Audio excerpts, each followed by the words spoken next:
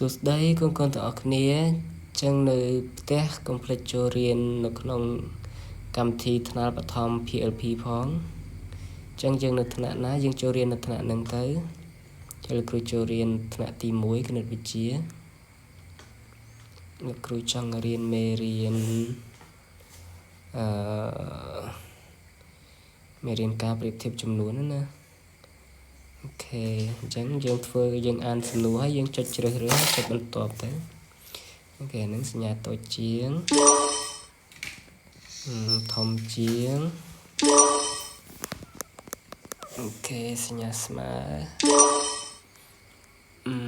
3ធំជាង2 2តូចជាង3 5តូចជាង7 9ធំជាង8បាទមួយនេះ10ធំជាង6គេ0តូចជាង10មួយនេះ2តូចជាង5យើងរើសឲ្យចុចសញ្ញាបន្ទាប់មក4តូចជាង7 4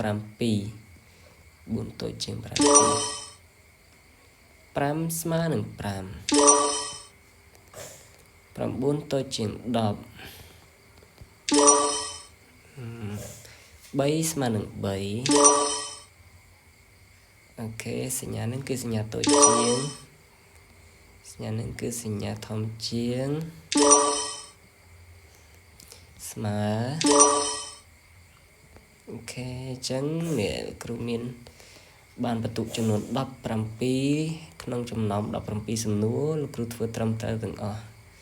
អរគុណច្រើន